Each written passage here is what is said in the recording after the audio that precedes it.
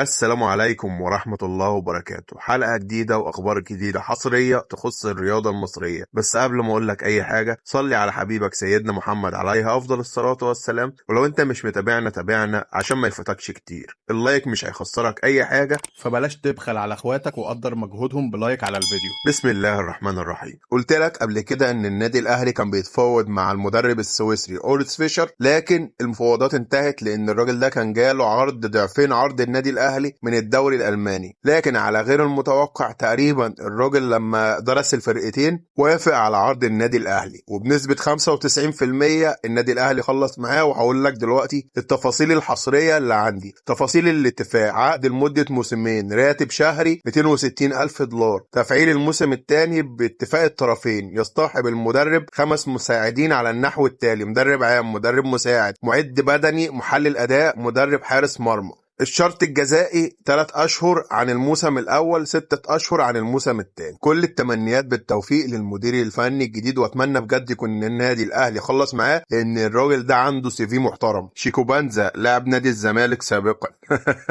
ما بين تصريحات نادي الزمالك والتقارير والصحافة الأنجولية من فترة، شيكوبانزا غايب عن نادي الزمالك، ونادي الزمالك كان طلع بأكتر من تصريح. مرة يقولك إن الراجل ده اتأخر، ومرة يقولك إن نادي الزمالك بيعاقبه وبيطبق عليه اللائحة، لكن اللاعب موجود. اما امبارح تقارير انجوليه واخبار انجوليه قالت ووضحت ان شيكوبانزا يغيب عن المشاركه مع الزمالك بسبب امور ماليه، حيث يطالب اللاعب براتبه المتاخر وتعويضات كمان، ويتم التفاوض بينه وبين نادي الزمالك للتوصل لحل نهائي. الراجل قلب حلو حسه، مش لاعب الا لما ياخد فلوسي، وهو اللي مشي وممتنع عن التمرينات بكامل ارادته. يعني انتوا بتكذبوا على الناس وبتقولوا طبقتوا عليه اللائحه وبتعاقبوه، واللاعب اصلا مشي وكمان بتتفاوضوا معاه عشان ترجعوه. ده كمان شال اي حاجه تخص نادي الزمالك من على حسابه الشخصي. يا ترى بقى المشجع الجميل هيقول عليه جعان برضه، ولا الكلام ده لزيزو بس؟ النادي الاهلي يطالب اتحاد الكرة بالتحقيق مع حكم الفيديو. النادي الاهلي بعت خطاب يطالب فيه اتحاد الكرة بالتحقيق مع حكم الفيديو على اثر مباراة النادي الاهلي وسيراميكا والكورة بتاعت محمد بسام. الكابتن وليد صلاح الدين كشر عن انيابه، واجتمع بجميع اللعيبة، وقال انه ما عندوش اي كلام في ملف تجديد اللاعبين، ومش هيتكلم في تجديد اللاعبين دلوقتي الا مع اللاعب اللي فاضل في عقده موسم او اقل، ومفيش تعديلات لاي عقود، واللاعب اللي مش عاجبه يجيب عرضه مع الف سلامه. يا ترى هو يقصد بالكلام ده امام عاشور؟ في الحقيقه مش عارف، خصوصا انه قال انه مش هيتكلم مع وكلاء وهيبقى الكلام منه للاعب. هعمل لك فيديو كمان شويه بتصريحات تخص الكابتن محمود الخطيب والكابتن سيد عبد الحفيظ والاستاذ ياسين منصور، اوعى تفوته، وصلي على النبي.